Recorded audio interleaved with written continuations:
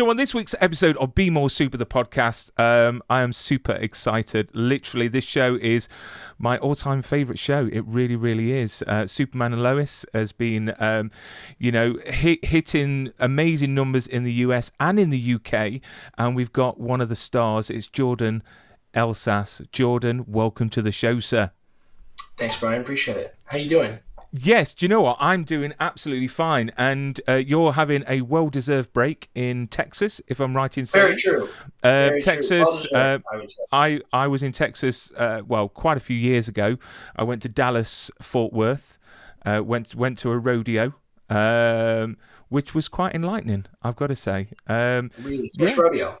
First rodeo. Do you know what? Yeah, first rodeo. And I went on, is it the Tarantula, the train? Called the Tarantula. I don't know. I've never it's heard a steam of it. train. What's special about it? Is it like an old? It's an old steam train, and I made the mistake of wearing white shorts and pulling down the window. And so by the time I got off, all my shorts were black from the soot. But no, you know what? It's an absolute pleasure to have you on. I've already had your partner in crime, good old Alex, on the show, and I've had Eric Valdez as well to mix it up as well. And I've got to say, before we talk about this wonderful show, like I ask all my guests, the last 2 years have been so challenging, to say the least, personally and socially. During this pandemic, how have you kept positive and how have you kept moving forwards? That's a good question. I think one that people need to ask more often. And I think that a big part of it is the people around you. I mean, it's really, you need to surround yourself with people that have your back and that don't just care about you on sort of a superficial level and sort of like, oh yeah, like, I'm so sorry, like my thoughts and prayers, my condolences, but truly you're going to be there. If you need something, hey, can you go run and grab me food or whatever? They're going to be there and they're going to have your back. I think that's super important. Staying close to your family and your close friends and, maybe your partner, whoever it might be for you, I think is just super, super, super important. And for me, I was alone out there. So for me, that was, my family a little bit here and there, but I didn't want to stress them too much. My parents already do so much for me. And, I try to kind of just do my own thing, but they're so helpful and kind, and they've helped a lot. But also like out there, like physically being there, tangibly being there for me. Alex was really helpful. My buddy Rich, Todd Helbing, the showrunner, he's just a phone call away, and he's like the nicest guy ever. So all around, I mean, really just there were a lot of people out there that I did feel had my back. And maybe, some others, maybe not so much. Maybe, it's just you live and you learn and you realize that there's a lot of people out there that don't care about you, even if you know a lot of people. And I think that it's something that we sort of saw in the pandemic is that line became a little clearer for a lot of us and kind of figured out who we can trust and who we couldn't. And, but that sounds so negative. I like how you're like, stay positive. No, do you know what? Cynical, and like, yes, you can't trust anybody. You never know who's going to screw you over. I completely agree, though. But I mean, really, that was what it boiled down to for me personally. I'm just a very social guy, and having people around me that got my back is a huge thing. Do you know what? I completely agree in the way that it separated people because it really... the nice people really shone. They really stood out.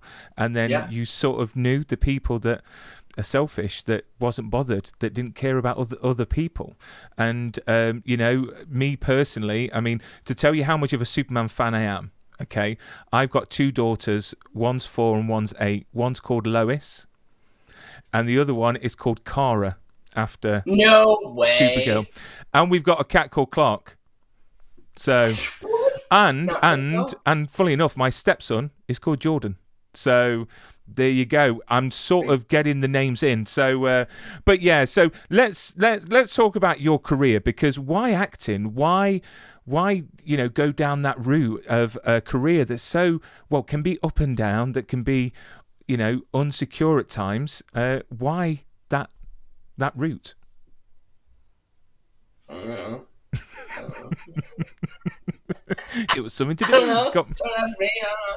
Dude, I didn't choose to. I mean, I chose to be here, but I didn't choose to be here. You know what I mean? It just happened. I started when I was so young, and then, man, I've had one other job, and it was delivering groceries. You know what I mean? That's the only other job I've ever had, and I did it for a month, and then I quit. Dude, I feel like I'm not cut out for anything else at this point. Like it's just like I don't know what I'd do if I didn't have a job. I mean, I had all these backup plans in mind, and it's route that I was going down. I was going to college for criminal justice and whatnot, and so I had some things kind of in the down, coming down the pipe. But I was never like, this is what I'm going to do. This is for certain what I'm going to do. There was a point when I was younger where I wanted to be a Navy SEAL really bad. I've always really liked like pushing myself to the limit. So beyond the limit sometimes in any given area of life. I'm like that. I just take things to the extreme. And so for a while there, I wanted that, and then I realized that I don't like being told what to do. So I was like, I don't think the military is gonna.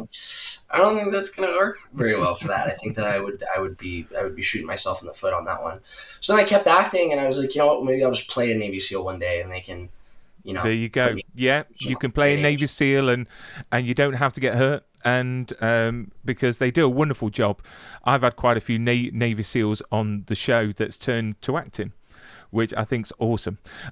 So have you got a plan in place for your career as an actor, or is it a case of, you I don't know, taking it easy? I mean, have you got end goals? Are you wanting to get what Greg's just got? Is that Walk of Fame, the star on the Walk of Fame? I don't know. I don't know if I want to star on the Walk of Fame. I don't know if that.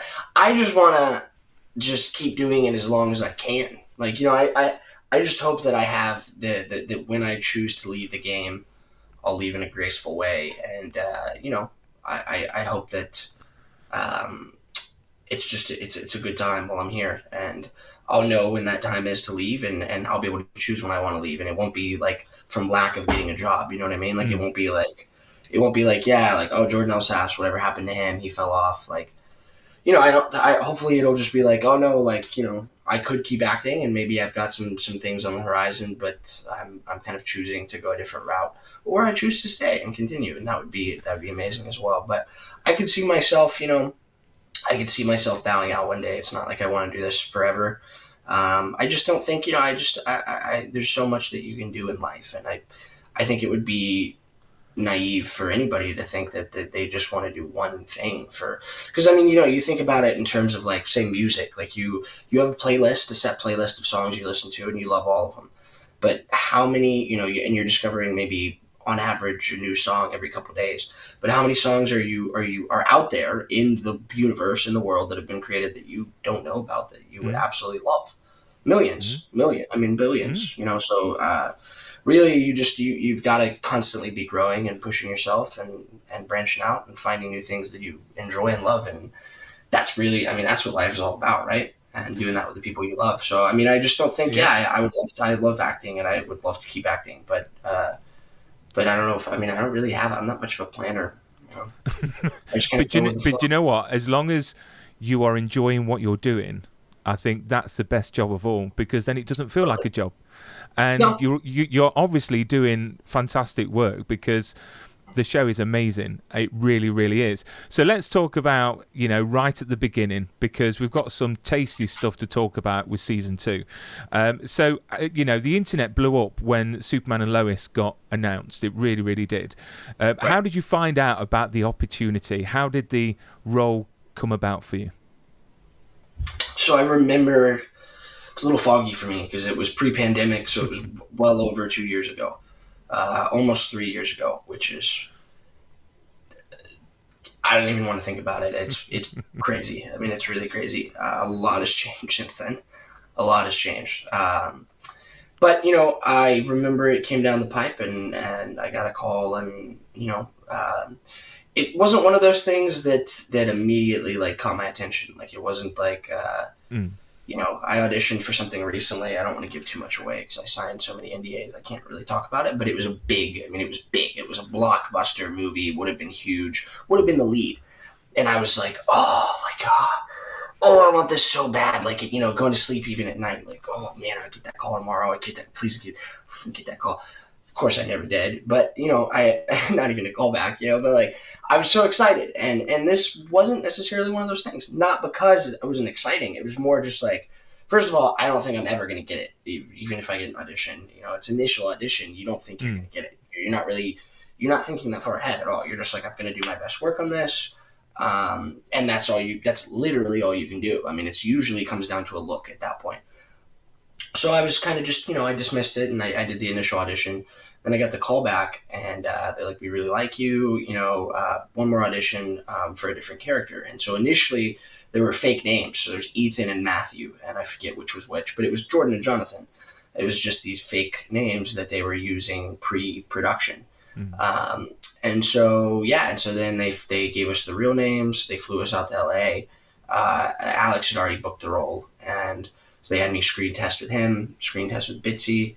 For those that don't know what a screen test is, that's just when you walk in a room with a bunch of, the big cheese. You got Todd in there, you got all the big dogs in there, producers, executive producers, line producers, heads of Warner Brothers, executive, CW, and you just do your thing in front of them.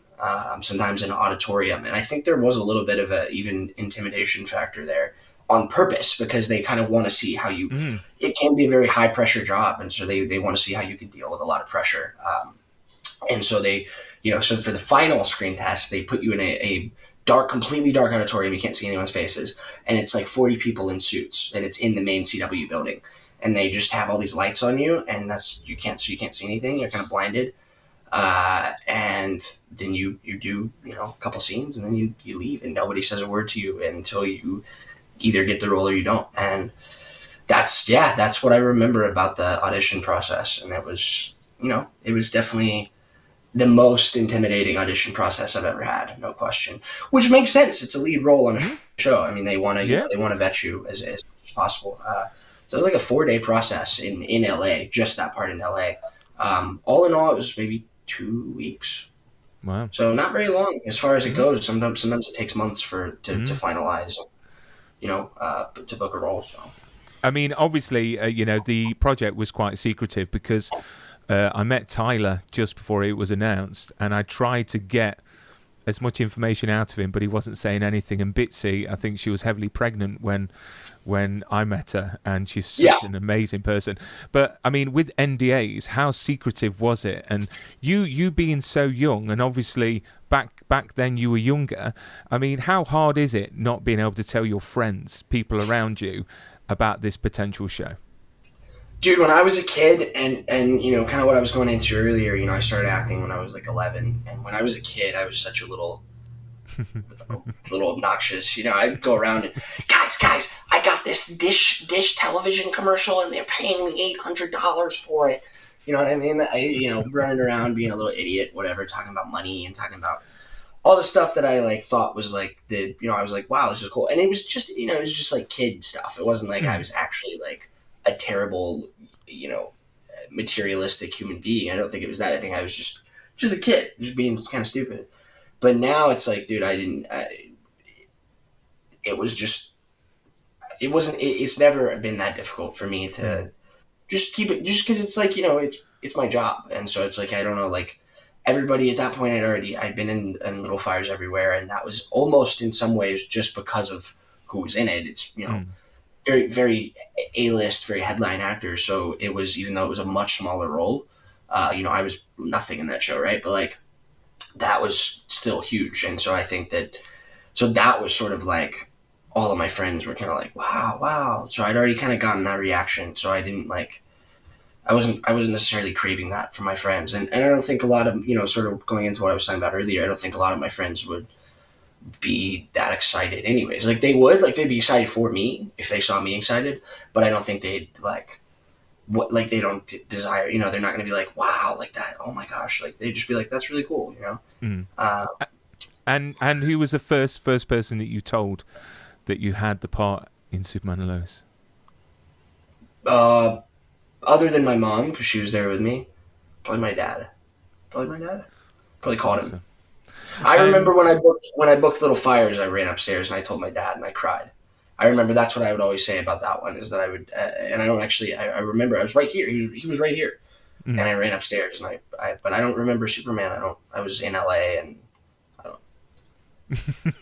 But you know what, Superman, the franchise. We've had Lois and Clark with Dean Cain.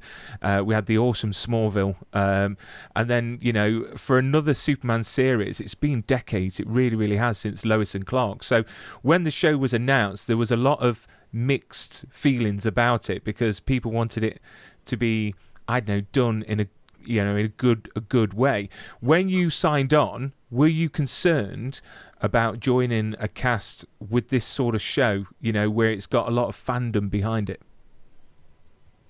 No, yeah, I mean, yeah, I suppose. I think we all were Mm. straight up. I think we all were, and I think that I think everybody. I mean, even people that were involved in the production of the show, very high people, high up on the chain, I think were even concerned.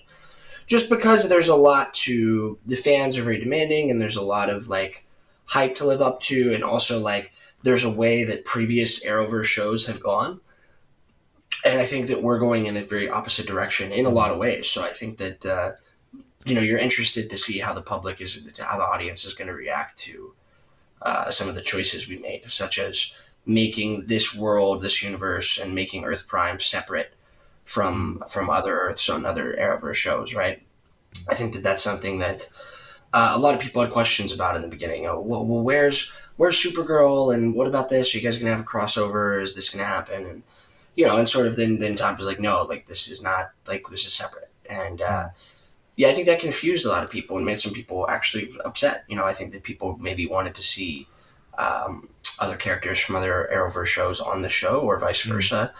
And so when they found out that this is kind of its own thing, I guess, some people were a little upset by that. But it seems like really, I mean, overall, the response for season 2 has been immensely, it's great. I'm getting recognized quite often, certainly more than I ever have before. And it seems like the show must be doing well. I don't know. I don't go online and like read reviews. I don't look it up, but it seems like it's doing well. So, I mean, the great thing about this show is that it's a lot more real.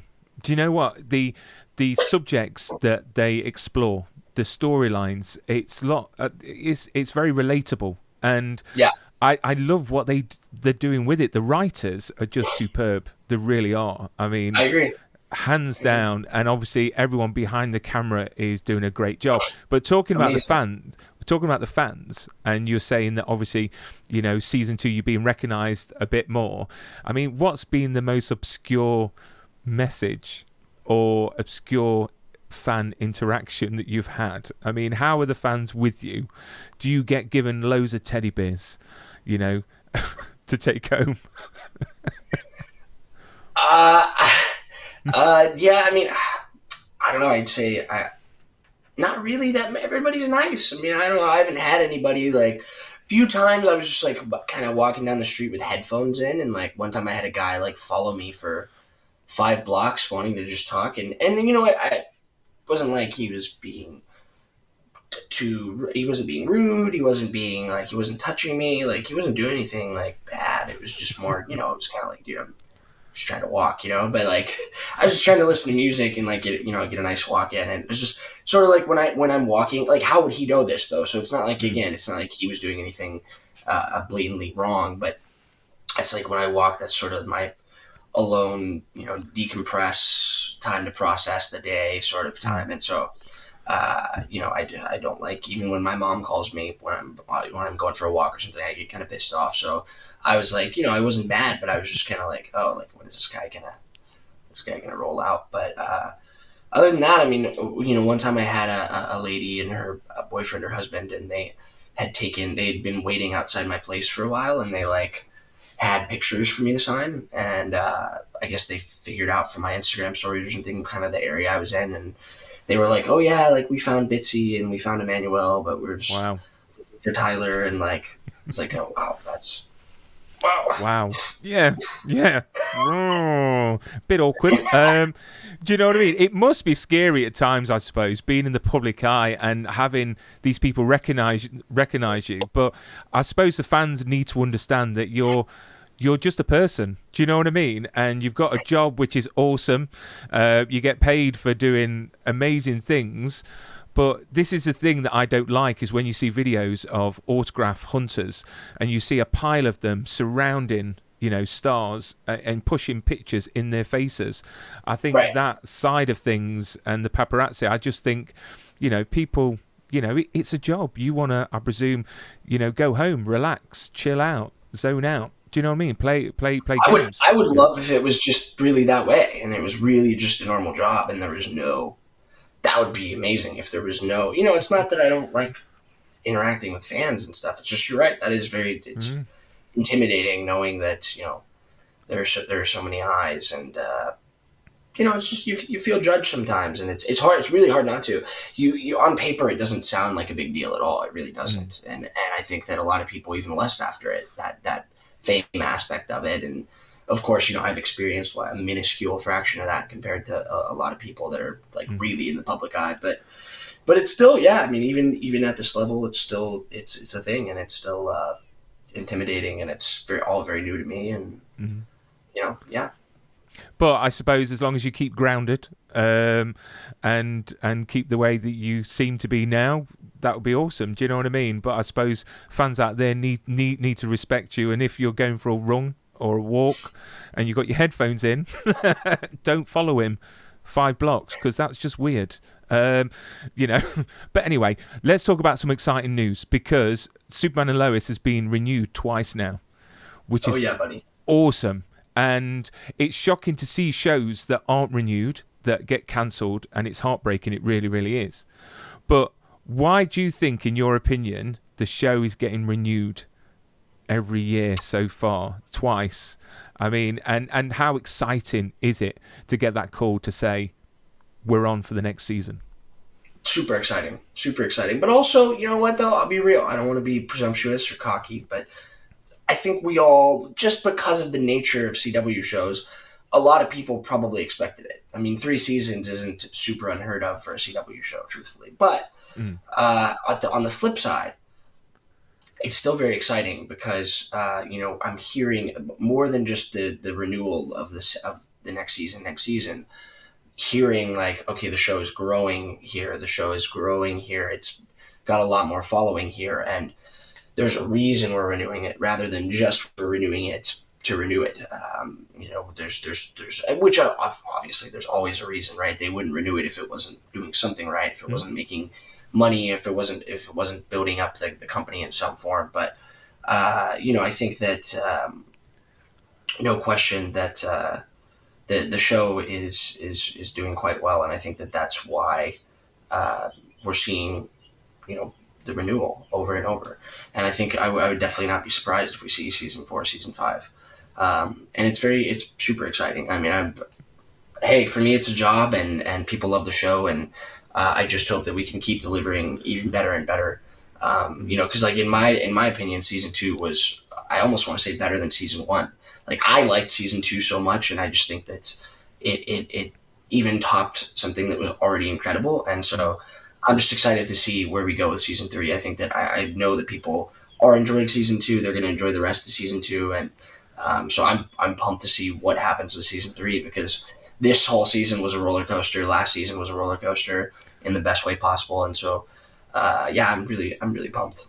And season 1 laid some amazing foundations down, and season 2 so far has been incredible. And your character arc from season 1 to season 2 is nothing short but incredible. I mean, how far in advance do you get to know your storylines?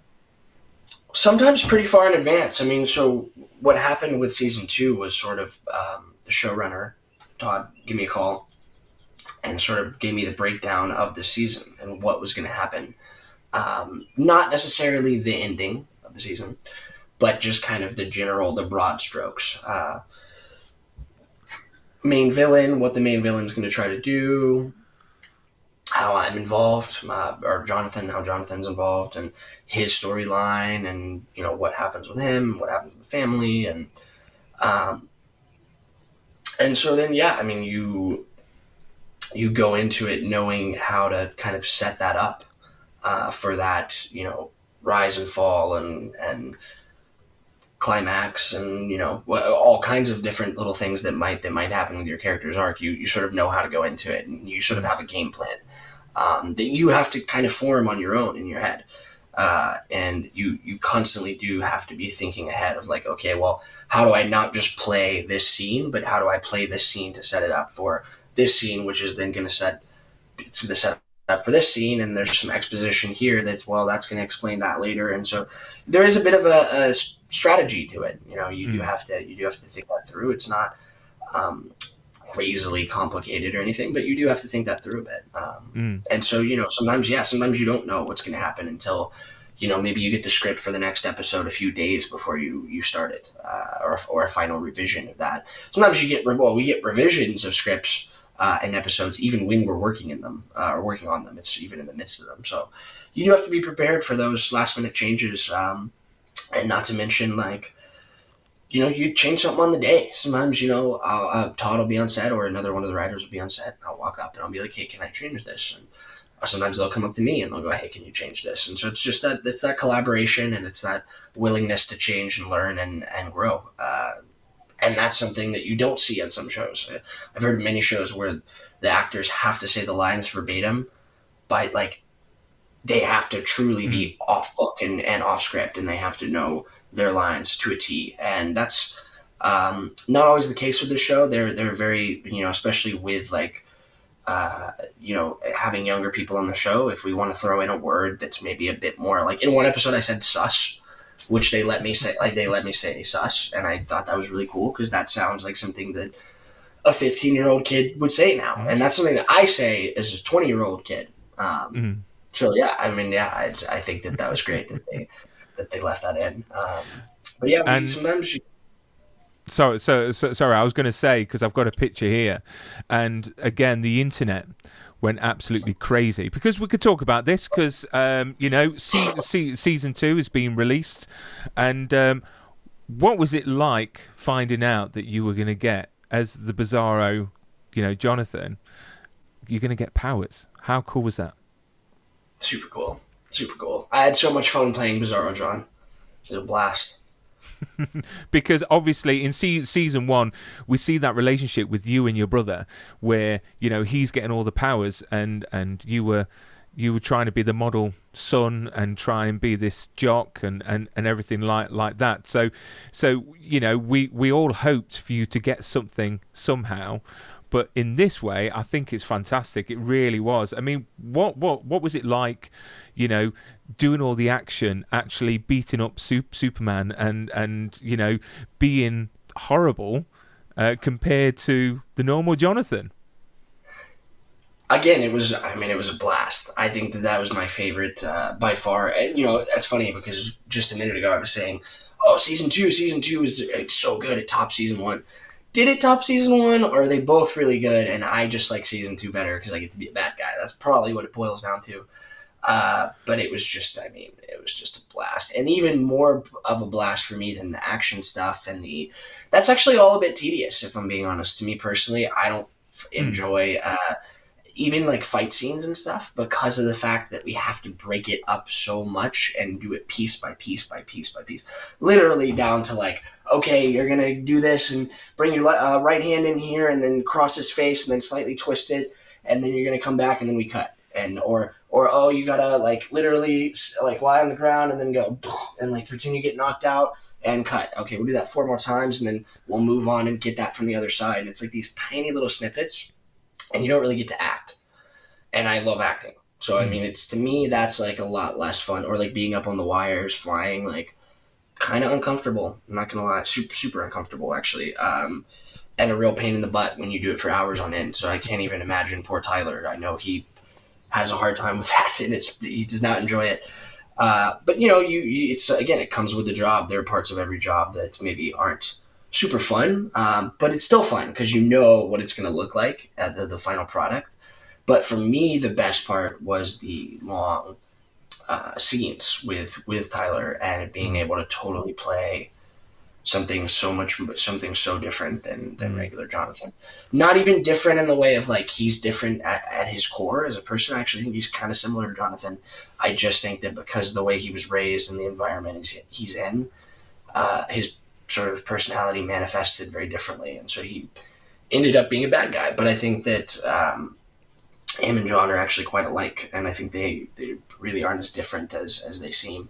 And I think that's what's cool about Bizarro World is that it's not literally the opposite. It's like it's a bizarre, twisted version of it, right? It mm. is like a mirror, but not at the same time. And it was something that was done quite well in the show. It's another thing that I find very, very nice about season 2 is that the Bizarro World, while some of it was a little confusing, it was also very perfectly balanced in the way Mm. perfectly balanced as all things should be. I can't say that. It's DC. It's not Marvel.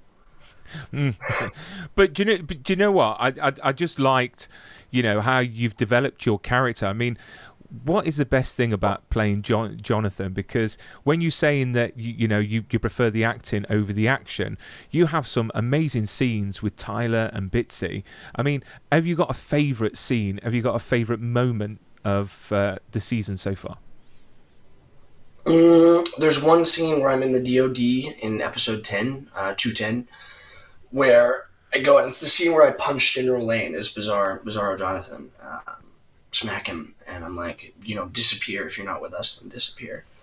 And that scene was really fun, just because like Bitsy gets in my face, and it's the only time where you see Bizarro John like have a little bit of like almost like you can see that he misses his Mm. mom, and you can see that he is just a kid on the inside, and that he does care about his parents, even if he's trying to pretend not to with everything he's got. Um, and he's sort of almost an actor. Like Mm. Bizarro Jonathan's sort of almost an actor. He's like famous, he's in the spotlight, and he's putting on this persona of like he's this tough superhero kid, but on the inside maybe he's a little more vulnerable, and you see that, just a glimpse of that, and that was a really fun scene to play with. Just sort of tipping the scales on the emotions and seeing like what worked and what didn't, and then I just remember the director of that episode, Lewis, came up to me and he was like, just giving great compliments and really really high compliments, and I felt that the work was good. And then so when you and I usually don't. So like when you already am like, dang, I think that I did good on that, and then somebody says, hey, you did really good on that. It's like, okay, well, I'm not crazy, and you kind of you just it's a nice feeling, and so I enjoyed working on that scene, and because it was a challenging scene to Mm. sort of bring that balance to it of like the emotion is coming out, but without him wanting it to. That's a tough thing to pull off. It's tough to pull out like holding back emotion because you have to not only feel the emotion, but Mm. actually try to hold it in while also feeling it. So that's a tricky it's a tricky one to ride out. But that, and then also there are all kinds of fun scenes, but that's a big one that stands out. Do you know what? I'm definitely rooting for Jonathan because so far he's had such a rough ride with girlfriends, with Mm-hmm. with everything. So hopefully, fingers crossed, towards the end of the season in season 3, we see maybe a bit of happiness for him. But you're surrounded by so many great cast members. It seems like a one big family. I think I've got a picture here. I think it was during. Filming, there you go, and Oh, classic. it's got to be great. Do you know what I mean? To have a cast like that. But the question is, who's the goofy one? Who's the serious one? And who's the one that's always making you laugh? Okay, all right. Goofy one, serious one that's always making us laugh. Wait, yeah, goofy one, serious Well, one. actually, goofy one, serious one, and annoying one. Okay. Tyler's the serious one. I'm gonna see. Did you ask Alex this as well? No, because I interviewed Oh, Alex okay. a while back. I was just messaging him Okay. the other day about this. All right, Tyler. Um, Bitsy's always making us laugh. Tyler's the serious one. Uh, Alex is the funny one. Yeah, I guess I'm the only one. I guess that's all that's left. That's the only label. That's like in when you drag the labels to the Yeah, corresponding. no, Yeah, that is awesome, and I just wanted to touch on this picture as well that I saw, because I wanted to talk about healing crystals. Is it this one? Yes, I knew it. I knew it. Yes, that's a Literally, classic. what's that wig from? Is that Indies It or was Indy's wig. Yeah, it's is it Indy's wig really? for double, or I don't know. It's yeah, it's We're Sarah's learning all hair. the It's Sarah's secrets. We're learning all the secrets. So I presume she's very into healing crystals. I've got friends that are into healing crystals as well, and they go through all of them, literally on the properties. So I just wanted to showcase that picture because it's awesome. It really, really is. But you know what? I think it's time for quiz time. So I spoke to Alex a couple of days ago, and we've come up with some questions, and I'm going to have some music. So there we go. A bit of quiz music, and there's a few sound effects if you get it right or wrong. So let's see. This is called Brother from Another Mother, the quiz. And this is all about Alex Garfin, your brother from another mother. I've got a picture just here. I'm just going to bring up. Here we go. So the first question. Yeah. Okay. What is Alex's favourite food? Everything. Trick question. He eats everything. He did put an answer. He did. Okay. Ethiopian food. No. Fat neck burger. No, that's the wrong answer. The right answer was sushi. This is what he's put down. Weird. And this isn't a lie. That's the first thing that popped in my head. Weirdly. But I didn't think it was right. I wasn't like, oh, right answer, sushi. I was just like, sushi? You know what I mean? Like, that was literally the first thing that popped in my head, though. Okay, but question number 2. What is Alex's favourite movie? I'm so bad at these. I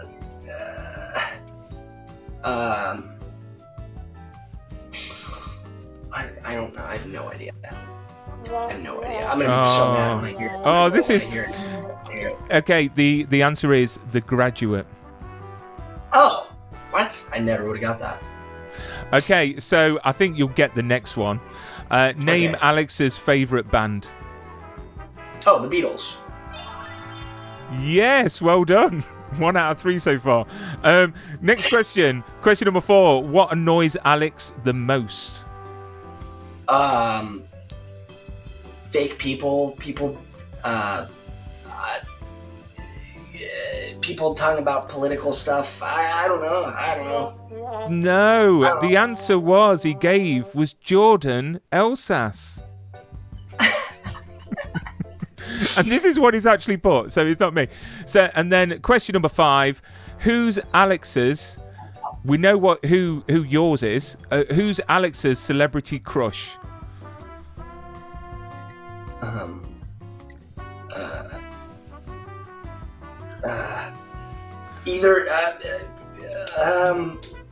don't know. Why am I so bad at these? All right, I gotta spit something out though.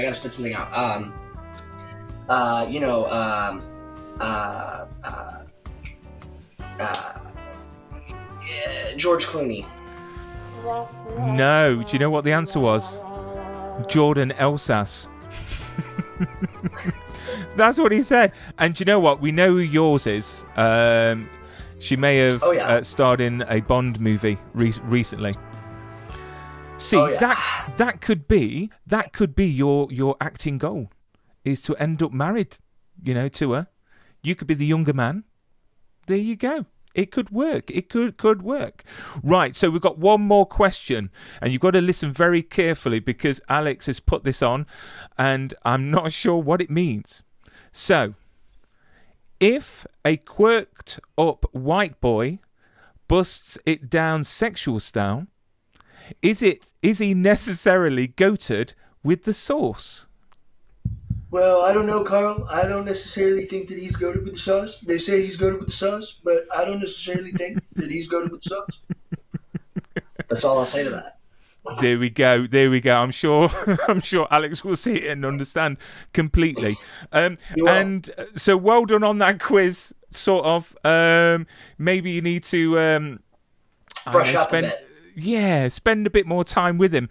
He's like a pocket rocket, though, isn't he? He's like full of energy. He's probably down in energy drinks every 5 seconds. He really is. You know what's crazy? You know what's really funny? I'm the one that downs the energy drinks. He doesn't drink any caffeine. He doesn't do any drugs. He's like a drug-free... He's just high on life. He's just glad to be here. Bro is really high on life. So, with only 4 episodes left of the season, and I've got to say, it's keeping me on the edge of my seat. The last episode, right at the end, I was like, what? I can't believe it. The hairs on the back of my neck went up. Without obviously making your NDA explode and the studios start ringing, you know, what have we got to look forward to for the rest of the Superman season? dies. There's a kryptonite explosion. Show's over. The season 3, that's just a misnomer. That's just a little classic misdirection. No, it's called. The show's over. I'll see you guys though. Season 3 is just called Lois. Yeah, just Lois. No, I mean season 3, the rest of season 2 is super sick, super cool, and great ending. I think it's very nice. I think people are definitely gonna. And then it leaves a lot to look forward to for season 3. So I'm pumped. I don't really know what I can say without being like kind of direct. Like there's not much to. I can't be like, oh, we look forward to this, but like. But what I can say is look forward to it because it, aka season 2, is awesome. So if you haven't seen it yet, definitely go stream season 2. It's a must. And just a update on episodes. So the next episode is on the 31st of May. That's episode 12. Episode 13, the 7th of June. Then there's a bit of a break. And then episode 14 on the 21st of June. And the finale on June the 28th. And I cannot wait one bit for it. I'm going to be excited. I'm going to get the munchies in. And just quickly, before we bid our farewell, conventions. You're coming over to the UK, Jordan. 30th to the 31st of July at Monopoly Events, Comic-Con Manchester. So you're going to be coming with the gang. How exciting. Do you like doing conventions? It'll be my second one ever. So I liked the first one. I was told it was very laid back and there were not a lot of people there. So, you know, I'm excited for maybe a big convention and there's like a lot of people and there's yelling and like that sounds sick to me. Like I think it'll be a party. I really enjoyed the first one. It's super. I mean, even it's just it's chill because it's not like it doesn't feel like a job at all. It just feels like you get to go talk to people and have a blast and Alex will be there. So like here's the thing: if Alex wasn't going to be there, I would be like, oh, it's going to be cool. But Alex is going to be there, so like, obviously it's going to be sick. Are you kidding me? It's going to be a blast. So, have you been working on your autograph? Have you been working on your mark on that picture? You're not doing an Al Pacino, are you? And just doing like a circle and a line. I have to do my name in print so they even know it's me because my signature is just like. Well, hopefully, fingers crossed, I might be attending the event as press, so I'll come and say hello. But I just cannot. I cannot wait. I cannot wait because you know it'd be nice to see Bitsy again and get you all to sign a nice big picture all together. But you know what, Jordan, you've been a great guest. It's been a great honour, and I wish you all the best for the future. We always say on the show, keep safe and stay super. Literally, you are super. So I can't wait for the rest of the season and season 3. But thank you so much for coming onto the show. Thank you, sir. Appreciate it.